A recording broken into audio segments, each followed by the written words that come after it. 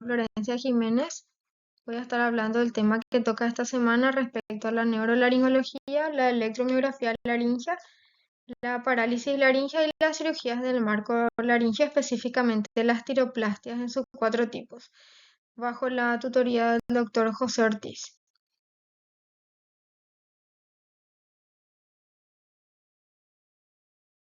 Electromiografía laringea es un estudio de la actividad de los músculos esqueléticos del cuerpo, específicamente de los músculos de la laringe, que lo que hace es registrar los potenciales mioeléctricos. Es el único método que da una evaluación objetiva respecto a la actividad neuromuscular. Se tienen 3 vías de abordaje para el estudio de la actividad mioeléctrica. La primera es la superficial, en la que se colocan electrodos sobre la piel del paciente para el registro de los potenciales mioeléctricos. La segunda opción es la transoral, que permite a través de la punción de las cuerdas vocales introducidas por la boca visualizar el registro de los potenciales y a la vez visualizar el movimiento de la cuerda vocal. Y por último la percutánea, que es la más utilizada. En esta se puncionan los músculos prelaringeos a través de los músculos laringeos, a través de referencias preestablecidas. Es algo que se hace a ciegas básicamente, tomando como puntos referencias anatómicas. En la siguiente diapositiva se muestran los sitios de punción. Los músculos que se tienen en cuenta para la valoración son por lo general el cricotiroideo y el tiroaritenoideo para evaluar los potenciales mioeléctricos, y también nos da una idea de la preservación de estructuras nerviosas o de la afectación de estructuras nerviosas, teniendo en cuenta la inervación de estos dos nervios.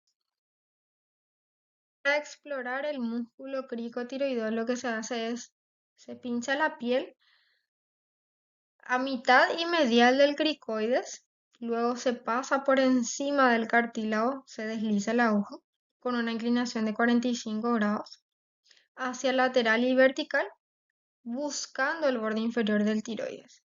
Y una vez que se localiza, se introduce justo por encima de la cara externa del tiroides y se le pide al paciente que emita un tono agudo, que en este caso puede ser una escala musical ascendente con la vocal I, por ejemplo, para registrar el aumento de la actividad electromiográfica del músculo. Y para evaluar en realidad el músculo tiroaritenoideo, lo que se hace es palpar la membrana cricotiroidea, se atraviesa la piel de encima y también medial del borde superior del cricoides con una inclinación de 45 grados. También se busca el borde inferior del tiroides y se pasa con la aguja por debajo hasta que se alcanza el músculo vocal a través del cono elástico.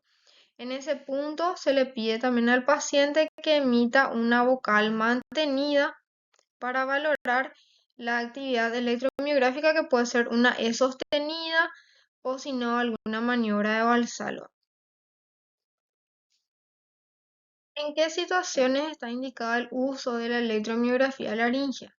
Las indicaciones más frecuentes son para diferenciar más bien entre trastornos orgánicos y funcionales, para estudiar una cuerda vocal inmóvil, para distinguir una paresia vocal, para diferenciar entre lesiones neurogénicas o lesiones mecánicas, como una fijación, una luxación o subluxación del cartílago aritenoides posterior a una intubación, por ejemplo, o para diferenciar entre lesiones neurogénicas de las lesiones miogénicas, diferenciar parálisis centrales de periféricas, diferenciar también las disfonías que son laringeas de las disfonías que son espasmódicas.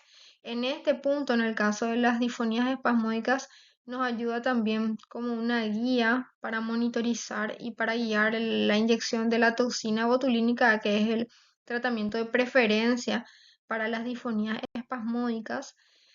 Y nos sirve también como un método de evaluar el pronóstico de recuperación de una paresia o una parálisis de alguna cuerda vocal unilateral por lesión del nervio laríngeo recurrente, por ejemplo. Factor pronóstico, hablando de las lesiones del nervio laríngeo recurrente o el nervio laríngeo inferior, que es la afectación neurolaringológica más frecuente, nos aporta criterios pronósticos, ya que en el caso que se presenten unidades motoras de forma normal, que haya actividad electromiográfica, que no haya silencio eléctrico, eso nos habla de un buen pronóstico, un pronóstico positivo, de que existen posibilidades de recuperación del nervio. En cambio, si es posterior a los 6 meses después de la lesión, no tenemos potenciales de acción en la unidad motora y hay signos de denervación, eso nos habla de un pronóstico negativo, que probablemente la recuperación de la función de la cuerda vocal ya no pueda ser posible. Este es un algoritmo diagnóstico para el estudio de disfunciones motoras de la laringe, una vez que a partir de la historia clínica, de evaluación de la voz, de la evaluación de la deglución, de una exploración laringoscópica y una videoestroboscopía, determinamos que no existen lesiones inflamatorias o lesiones tumorales que puedan explicar la sintomatología del paciente, y les clasificamos en 4 grupos. Por ejemplo, los que tengan movilidad normal, los que tengan una movilidad limitada, que es cuando existe una menor velocidad en el movimiento, tanto de la apertura como del cierre de la cuerda vocal, o cuando existe luego una inmovilidad, que es cuando se mantiene en el mismo punto durante la fase fonatoria y la fase respiratoria, o cuando tiene un movimiento hiperactivo, que es cuando existe un desfase de movimiento con la fase respiratoria o fonatoria, y la persistencia en la posición de aproximación o de separación vocal, que es lo que se ve justamente en la disfonía espasmódica, ese tipo de comportamiento, el movimiento hiperactivo. En ese punto es que entra la electromiografía laringea para ayudarnos en la clasificación del patrón de lesión que tenemos. Los dos músculos más importantes, como habíamos mencionado en la diapositiva anterior, para el estudio son el tiroaritenoideo y el cricoaritenoideo. Si en la electromiografía se encuentra un patrón neuropático, los pacientes van a ser clasificados como pacientes con parálisis o con paresia. Y a eso se le hace un seguimiento de 3 a 6 meses para monitorizar si existe una respuesta, si hay denervación o si hay una reinervación. En los casos en los que exista una reinervación, se hace un seguimiento regular. No se suele plantear en esos casos una intervención quirúrgica. En los casos en los que existe una denervación, sí se hace un estudio buscando la etiología y son candidatos para un tratamiento quirúrgico en forma de infiltración, de inyección, de reinervación en una tiroplastia, y en aquellos pacientes en los que tienen un patrón miopático, se suelen tener como punto principal el hecho de descartar que haya una enfermedad sistémica o una inflamación local que pueda explicar el cuadro. O sea, hay que buscar causas sistémicas. Y la combinación de antecedentes de intubación o de parálisis o paresia que nos den una electromiografía normal, eso nos orienta a que existe una alteración de la articulación en la laringe, bien sea una luxación o una anquilosis o una sinequia en la comisura posterior, son cosas que hay que ir descartando. Entonces, la electromiografía laringea nos ayuda a partir del patrón que obtengamos a guiar nuestra, nuestra sospecha clínica hasta llegar al diagnóstico certero.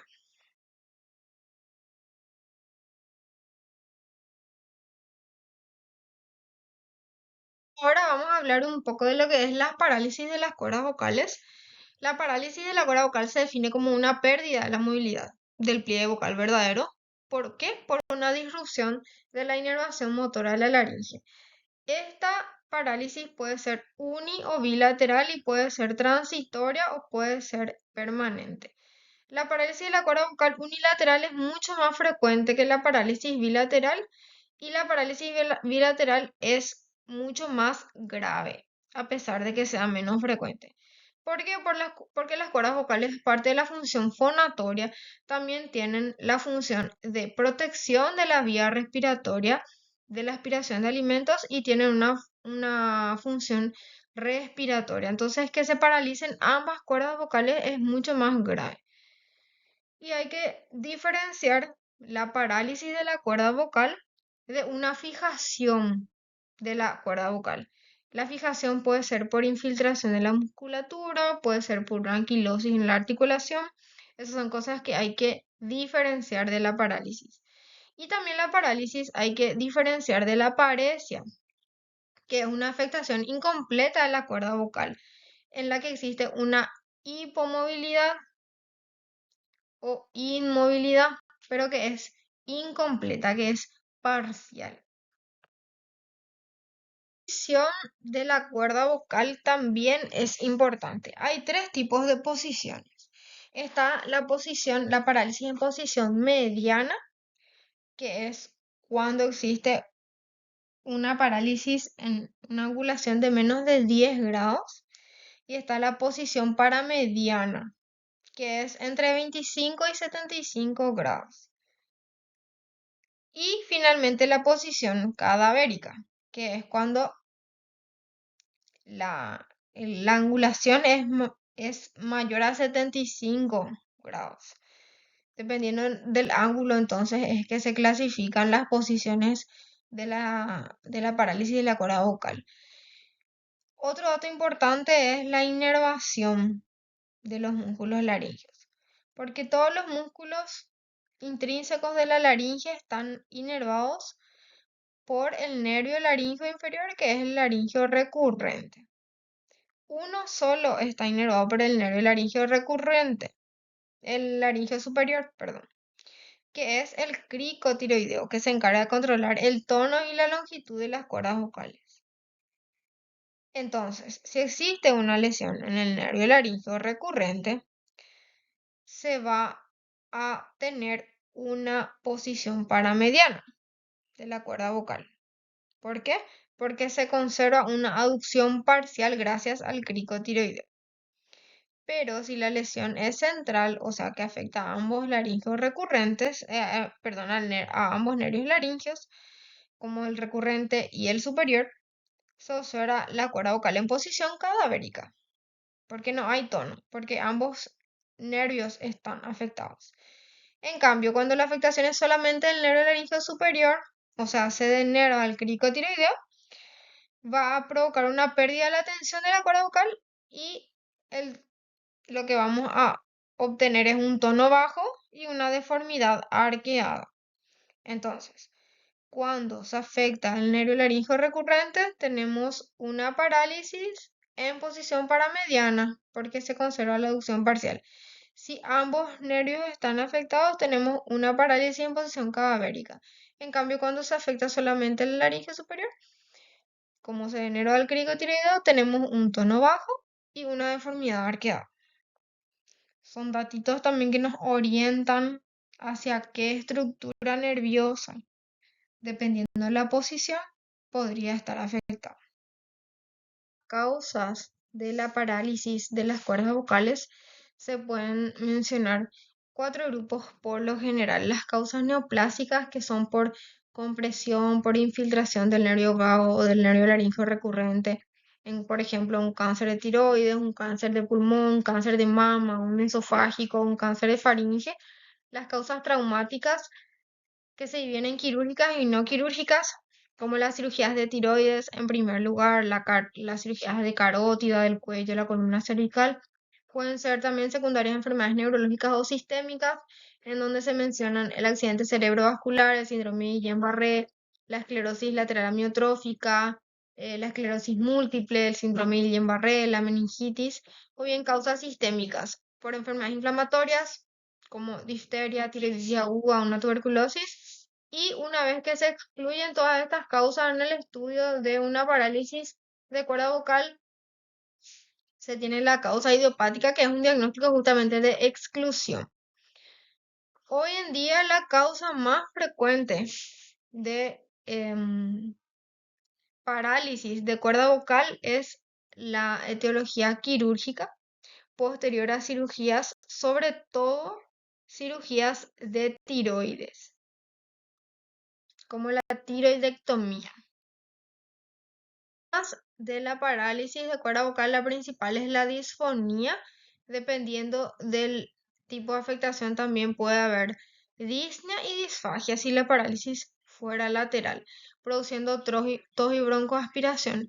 Y por otra parte tenemos la fatiga vocal, la voz entrecortada y la voz débil. El diagnóstico se basa en la anamnesis, el examen físico y ciertas pruebas auxiliares de diagnóstico.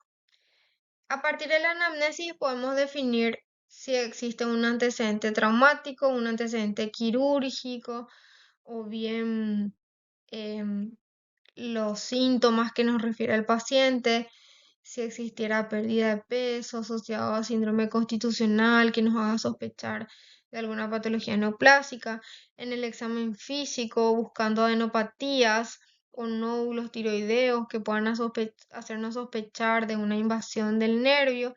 A la horoscopía, por ejemplo, si vemos una parálisis del paladar, nos orienta hacia una lesión del nervio vago en su porción alta.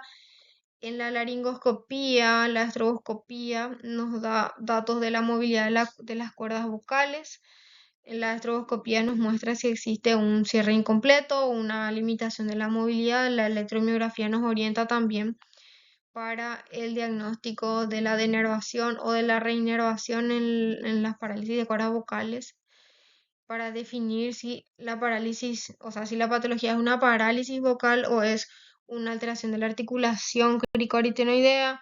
La tomografía de resonancia nos ayuda a descartar invasión por estructuras, por tumores, y la analítica sanguínea. La parálisis laringea unilateral, la más frecuente es la parálisis izquierda. ¿Por qué? Porque el nervio laríngeo recurrente tiene un mayor trayecto en el lado izquierdo, entonces es más susceptible de sufrir por lesiones tanto mediastínicas, o sea, patologías tanto mediastínicas como pulmonares. Esta lesión también puede ser en niveles superiores, puede ser afectado a nivel del tronco cerebral, puede ser afectado una lesión del nervio vago mismo o bien una lesión del nervio laríngeo recurrente, como mencioné hace un momento, y el paciente se va a presentar con los síntomas de disfonía y puede también llegar a presentar una disfagia con episodios de aspiración de alimentos. Estas parálisis pueden evolucionar de tres maneras. Pueden recuperarse completa y espontáneamente recuperando la movilidad de la cuerda vocal. Pueden no recuperarse, pero que la cuerda vocal compense el defecto, o bien puede haber ausencia de recuperación y ausencia de compensación también, en el caso que en ese caso queda con una parálisis facial. El pronóstico depende mucho de la causa de la parálisis facial. Por lo general, los casos de parálisis unilateral idiopática tienen buen pronóstico, y las que son por lesión quirúrgica o por tumores extra, extralaringeos por lo general tienen un pronóstico un poco peor. En cambio, la parálisis bilateral se manifiesta principalmente por estridor, disfonía, aunque la disfonía pasa realmente a un segundo plano, es casi imperceptible, porque comparado con la disnea que presenta el paciente, la disfonía es insignificante, es un problema insignificante. Requiere por lo general de una intervención de emergencia para poder resolver esa situación que pone en riesgo la vida, que es la falta de aire y la disnea severa. ¿Por qué? Porque se produce una limitación de la vía aérea por estar reducida la luz glótica, el área glótica. Entonces, por eso muchas veces la disfonía pasa desapercibida, porque realmente lo que aqueja más al paciente es ese distrés respiratorio, esa disnea que presenta. Respecto al manejo, en la mayoría de los casos, como existe la posibilidad de que se produzca una recuperación o compensación de la lesión, en los casos en los que la sintomatología es leve, se puede esperar 6 a 12 meses para eventualmente plantear una intervención quirúrgica no reversible. En el caso de que ocurra reinervación espontánea, habitualmente aún así no se consigue recuperar el movimiento por las incinencias resultantes de la inervación y en esos casos se reserva tratamiento para pacientes que tengan una disfonía continua.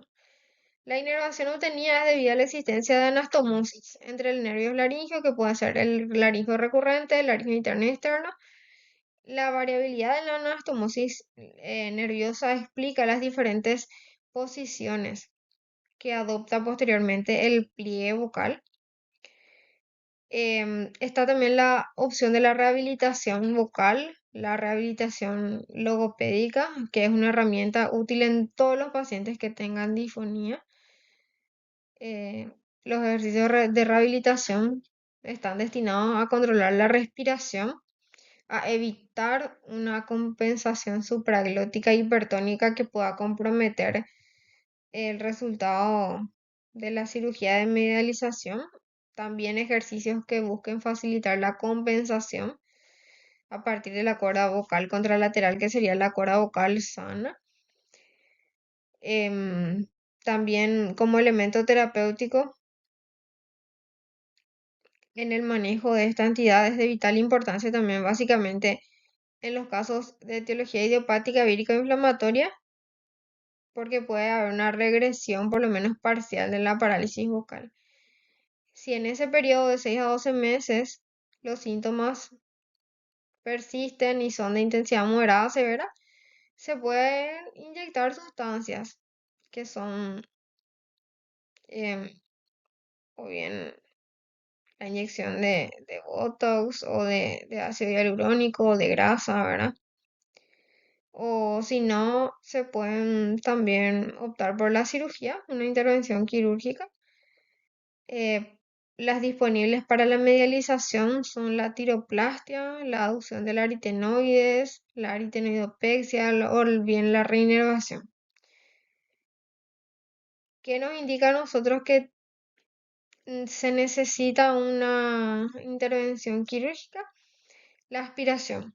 Aspiración demostrada o la evidencia de denervación severa en la electromiografía y también se puede llegar a considerar directo así de entrada una intervención quirúrgica en aquellas personas que hacen uso de su voz para sus actividades laborales, o sea, los profesionales de la voz.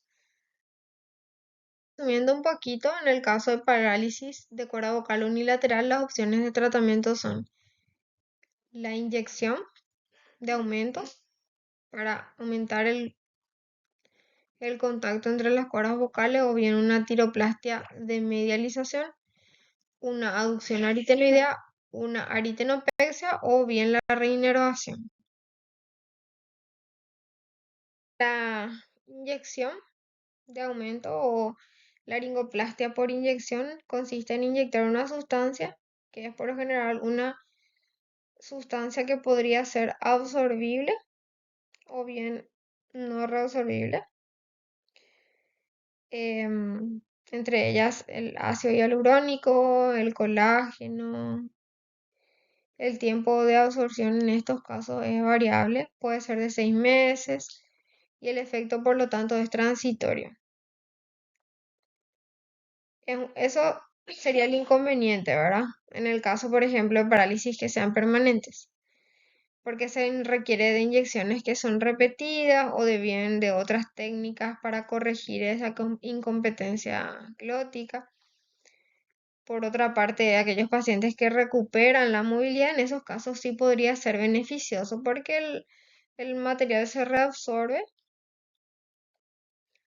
y dependiendo de la duración de los resultados, en algunos casos también se puede optar por una trioplastia de medialización y reservar la inyección de material absorbible para aquellos pacientes en los que la sospecha de recuperación es alta. Y el uso de sustancias no reabsorbibles o irreabsorbibles como la silicona, teflón, hidroxiapatita. Esto puede llegar a generar algunas complicaciones como la migración del material o una reacción de cuerpo extraño o que se formen granulomas o una hipersensibilidad. Eso ha llevado a que estos elementos estén hoy en día en desuso. En los últimos años existe un bioplástico que se puede llegar a usar de inyección, el implante o polimetaxosilane, que es un material con propiedades viscoelásticas y con buena biocompatibilidad. Esta inyección se puede hacer bien por vía percutánea, por vía transoral o por vía laringoscópica en el espacio paraglótico o en la porción lateral del músculo tiroaritenoideo para lograr el fin que es medializar el pliegue, el pliegue vocal. Hay que tener en cuenta también que hay que hacer la inyección con precisión para evitar irregularidades en la superficie de la cuerda vocal. Quirúrgica tenemos la tiroplastia medialización o tiroplastia de tipo 1, que es el tratamiento de elección en el caso de las parálisis de cuerda vocal unilaterales. Lo que se hace es usar una prótesis que bien podría ser de silicona, que es hoy en día la de más alta calidad y de biocompatibilidad.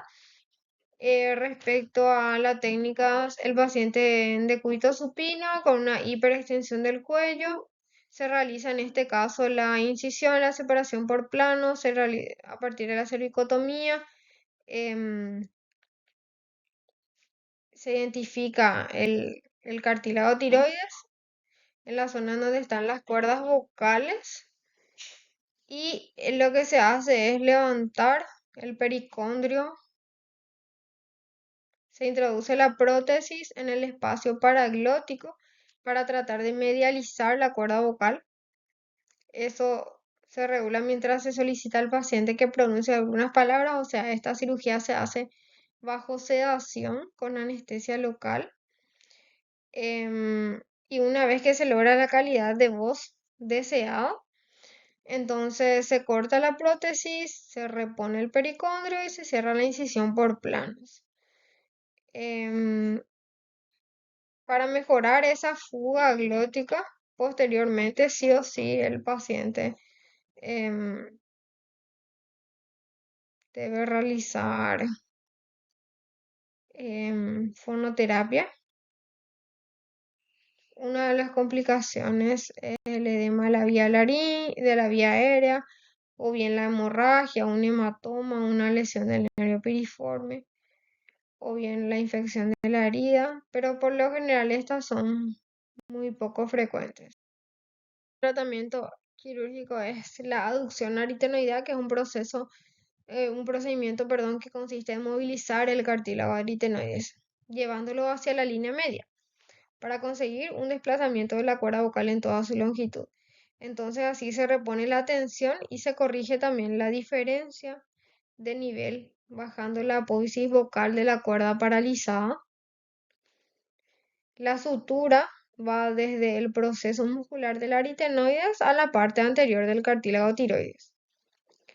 Lo que se hace es emular la acción del músculo cricoaritenoideo lateral y posicionar el paralizado, o sea, la cuerda paralizada a- más hacia la línea media. En estos casos, la intubación está contraindicada porque impide que se rote el aritenoides. Por eso es que se usa la anestesia local en el caso de estos procedimientos. Una, Se realiza una incisión en la piel, en el borde inferior del cartílago tiroides, de forma similar a lo que es la tiroplastia tipo 1, pero se extiende más lateralmente. Em, la, la correa de los músculos, la faringe y la laringe se van disecando hasta que se expone el proceso muscular del cartílago aritenoides.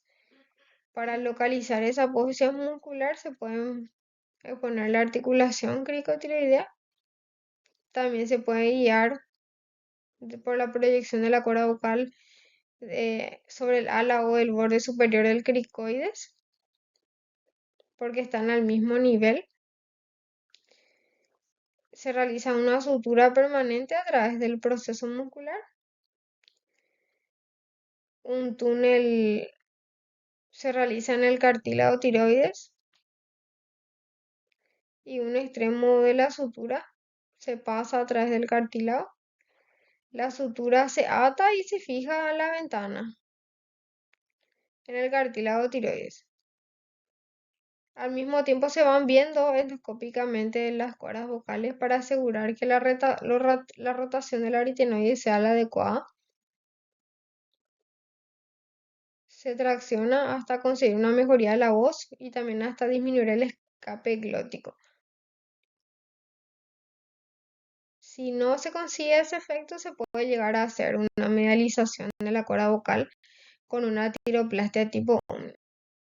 El tratamiento que tenemos es la reinervación laringea. Se puede hacer a partir de varios tipos de procedimientos que son la anastomosis terminal del nervio laríngeo recurrente o una anastomosis del nervio laríngeo recurrente pero a partir de un asa del hipogloso o por un pedículo neuromuscular o un uso de injerto libre. Pero este procedimiento es controvertido porque mejora el tono, pero no mejora mucho la movilidad de la cuerda vocal. En el caso de la parálisis bilateral, en los que la clínica luego ya es muy diferente, presentándose con disnea, con distrés respiratorio agudo y no tanto con alteraciones de la voz, pero como porque pasa a un segundo plano. Muy importante en estos casos es indagar si hubo algún procedimiento quirúrgico, algún procedimiento de cuello, de tórax, que pueda explicar la sintomatología. Si el paciente tiene un estridor, inmediatamente, horas después de la intubación, se puede llegar a hacer una intubación orotraqueal o una traqueostomía de urgencia en los pacientes que tienen disnea y que tienen el paso glótico insuficiente. Si bien la traqueostomía sigue siendo el tratamiento más efectivo para la parálisis bilateral de las cuerdas vocales, a pesar de considerarse el patrón de referencia como tratamiento de urgencia, el procedimiento no siempre se acepta por los pacientes como una solución a largo plazo, como una solución definitiva, por el que es invasivo, porque se requieren cuidados, por la incomodidad y los problemas psicológicos que generan el paciente. Entonces, la traqueotomía va a ser siempre necesaria en los casos que haya urgencia en los pacientes que tienen una edad avanzada, que tienen patologías broncopulmonares avanzadas. En esos casos se usa una solución paliativa o unas cánulas fonatorias. Otras opciones son la sutura de lateralización, la inyección de botox, una cordotomía o una aritenoidectomía endoscópica.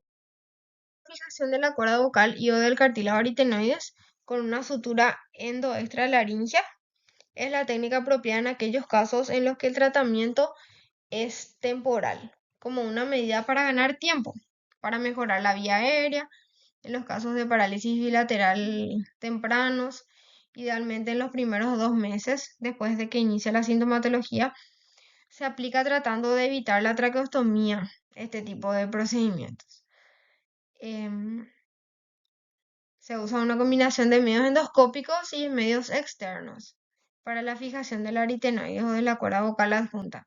Es una alternativa a los procedimientos quirúrgicos en el tratamiento de la parálisis de cuerda vocal bilateral.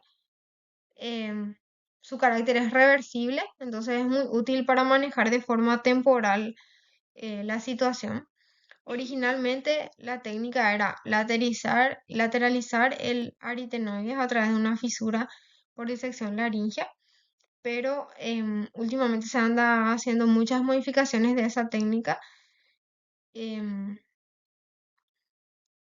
realiza una laterofijación del aritenoides por sutura, porque eso ocasiona una tracción caudal y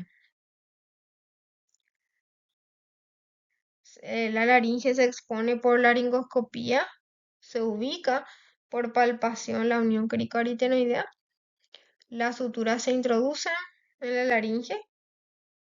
Después las suturas son estiradas por el laringoscopio, sujetadas para lateralizar la cuerda vocal. Eso permite una recuperación de la función aductora. Para recuperar o restaurar la movilidad de la laringe, comparado con procedimientos estáticos como la cordectomía o bien una aritenoidectomía, el aumento de la apertura glótica y las mejorías en las mediciones aerodinámicas son mejores luego de la latero, la laterofijación o lateralización. El tratamiento es la inyección de Botox, que es una neurotoxina producida por el Clostridium botulinum, que se usa con el marcapasos laringio para contrarrestar la estimulación de la aducción de la cuerda vocal por una propagación del estímulo. Se demostró que existe un mejoramiento sintomático en la ventilación. En general, aparentemente provee un aceptable pero temporario mejoramiento de la apertura glótica. Los pacientes pueden experimentar un mejoramiento durante un periodo más largo y mientras dure la aplicación, pero hay que estudiar también los efectos de la inyección de Botox. No se requiere internación, no se requiere anestesia general, se puede hacer de forma videoasistida con el paciente vigil, se puede inyectar materiales inertes que instantáneamente mejoran los síntomas del paciente en posición sentada en forma percutánea o videoasistida también puede estar para la realización del procedimiento. En pacientes con contraindicaciones para la anestesia general o que tengan algunas lesiones laringeas, se puede usar como procedimiento tanto diagnóstico como terapéutico. Menos agresiva, más segura, es la cordectomía transversal posterior o bien la aritenoidectomía medial. La cordectomía con láser es una buena técnica para aumentar el área glótica, para mejorar la ventilación y para poder decanular a los pacientes que tengan traqueostomía. A partir de la introducción de la aritenoidectomía endolaringia con láser han surgido ciertas modificaciones de la técnica. La cordectomía es un procedimiento quirúrgico irreversible que se hace con incisión de tejido y tiene el propósito de aumentar justamente la vía aérea a la altura de la glotis. Es la intervención terapéutica preferida en el manejo a largo plazo de la parálisis de cuerda vocal bilateral porque es menos agresiva, tiene menos tendencia a la aspiración. En este caso, el principio es la resección del tercio o de los 2 tercios posteriores de la cuerda vocal para aumentar el área glótica, dejando la porción anterior que es justamente necesaria para la fonación. Se realiza resecando el tejido blando de la cuerda vocal posterior y disecando el cono elástico. En esta técnica, el borde es separado del borde libre con una extensión lateral de unos pocos milímetros, de manera a liberar la tensión sobre la cuerda vocal. El uso del láser en estos procedimientos permite una adecuada hemostasia, reduce el índice de edema, también es más seguro, facilita una ejecución y una técnica de eficacia. La corectomía tiene como objetivo resecar ese tejido blando laríngeo, parte del ligamento de las cuerdas vocales o el músculo tiroaritenoide y difiere de la aritenoidectomía en que la aritenoidectomía se enfoca principalmente en la ablación del cartílago aritenoides. Después de la corectomía se ha logrado una mejoría en la ventilación de la mayoría de los pacientes.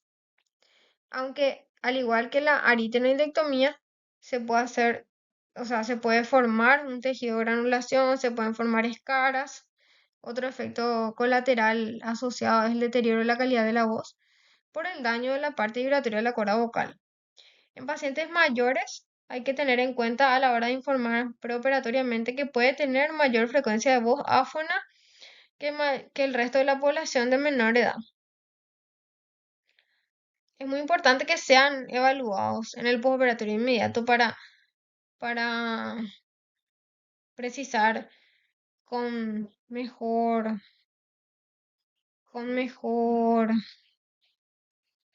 em, precisión el grado de afectación, también para valorar si existe disfagia, si hay aspiración para mejorar la función deglutoria, tanto a largo como a mediano y corto plazo. El cartílago aritenoides se reseca en la aritenoidectomía. ¿Por qué el cartílago aritenoides? Porque es la estructura clave de la glotis posterior. Es un procedimiento que, si bien es de duración corta, es un procedimiento permanente, irreversible, que permite la expansión del eje transversal de la glotis, aumentando la vía aérea para mejorar la respiración. Pero justamente otro de los objetivos es no afectar la función fonatoria, o sea, preservar al máximo las estructuras fonatorias. Se indican los casos de disnea menos grave, también en pacientes no traqueostomizados. El objetivo es disminuir la afectación fonatoria lo menos posible.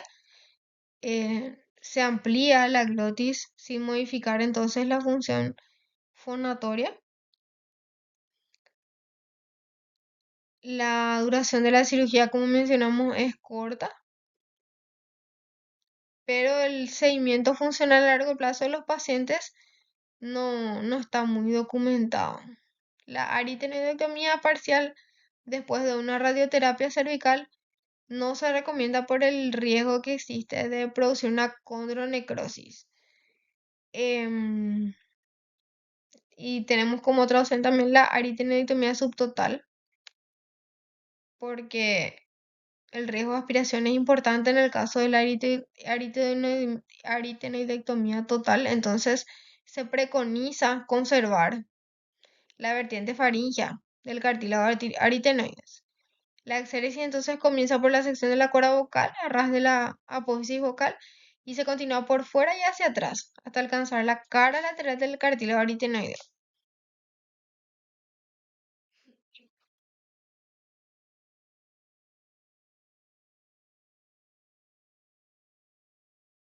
Ahora bien, vamos a hablar de las cirugías del marco laringio, principalmente de las tiroplastias.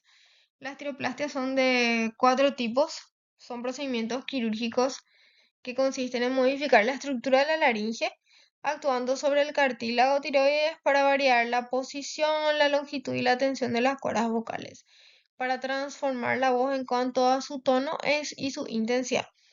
Y son de cuatro tipos: la de tipo 1 o de medialización, la de tipo 2 de expansión o lateralización, la de tipo 3 de relajación, de acortamiento o de reducción de la tensión en las cuerdas vocales, y la laringoplastia tipo 4, que es la de aumento de la tensión de las cuerdas vocales o laringoplastia de tensión. Plastia tipo 1, que es la tiroplastia de aproximación, em, se usa, o sea, está indicado en los casos de parálisis cordal unilateral en abducción.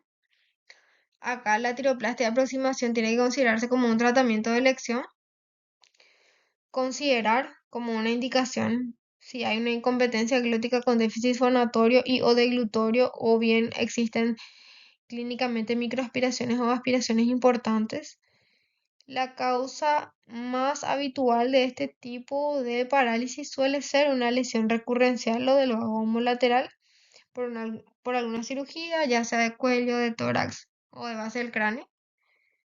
Se aconseja en estos casos esperar unos 6 a 10 meses, y si no mejora con eso, ahí eventualmente ofrecer algún tratamiento quirúrgico. Siempre principalmente se espera la recuperación espontánea o bien una compensación contralateral.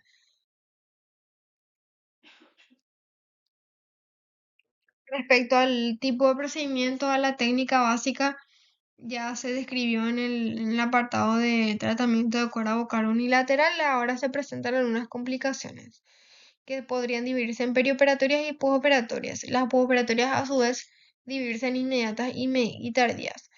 En las perioperatorias y la posoperatoria inmediata, una de las principales complicaciones es el sangrado, o bien la dificultad para estabilizar el implante que se coloca, ¿verdad? O un enfisema, ya sea cervical, o un hematoma, una rotura del cartílago, una disfunción de glutoria, o si no, que no se consiga finalmente, a pesar del tratamiento, una buena fonación. Em, Entre las tardías se pueden mencionar el desplazamiento del implante, una cicatriz antiestética dolorosa o la intrusión, extrusión o desplazamiento del implante. En la de tipo 2 el objetivo es laterizar la cuerda vocal, a diferencia de la de tipo 1. ¿Para qué? Para disminuir la fuerza del cierre glótico. Está indicado entonces en los casos de disfonía espasmódica o bien cualquier tipo de disfunción que curse con un grado de hiperaducción. El trabajo de rehabilitación foniátrica después de la intervención es imprescindible para mejorar la calidad de la voz y para evitar recurrencias. Actualmente este tipo de cirugías no se usa tanto. ¿Por qué? Porque está ampliamente superada por la inyección de la toxina botulínica, que hoy en día es el gol estándar en el tratamiento de la disfonía espasmódica por lo menos. Respecto a la técnica quirúrgica, ¿cómo se realiza? Con anestesia, obviamente, sedación, se podría hacer también por vía percutánea. Se realiza el abordaje con una incisión aprovechando un pliegue cutáneo a medida de la altura del cartílago tiroides, o bien levantamiento de un colgajo mucocutáneo, la separación de los músculos esternioides en la línea media, la retracción de los mismos. De esa forma se exponen los esqueletos, o sea, el esqueleto laríngeo en realidad. Se realizan incisiones verticales para medianas, se retraen hacia afuera las alas tiroideas laterales en libro abierto y se produce el acabalgamiento del segmento anterior entre ellas. Para conseguir mayor lateralización se puede interponer, por ejemplo, cuñas de cartílago entre las alas tiroideas y el segmento anterior, y se puede fijar con mini placas también. Las de tipo 3, en las que el objetivo es disminuir la longitud anteroposterior del cartílago tiroides. ¿Para qué? Para bajar la tensión de las cuerdas vocales. Esto es una opción quirúrgica en el caso de pacientes que tengan un tono vocal muy agudo, que podría ser congénito por una rigidez excesiva en las cuerdas vocales o que podría ser por el fracaso de la mutación vocal en varones jóvenes. Como resultado fisiológico del crecimiento de la laringe, la voz masculina tiene que volverse de tono bajo a aproximadamente una octava parte de la pubertad, y ese fracaso de la mutación es lo que lleva a que el tono vocal se mantenga agudo, muy por encima de la media de los varones de la edad. Y otra indicación es la disfonía espasmódica.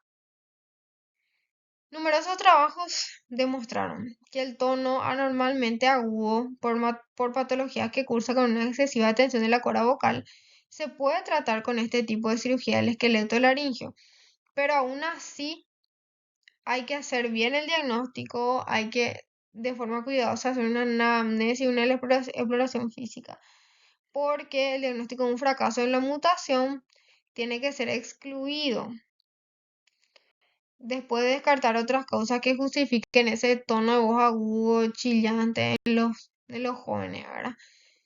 Como pueden ser una cicatriz de los pliegues vocales, o una atrofia cordal, o un sulcus vocal.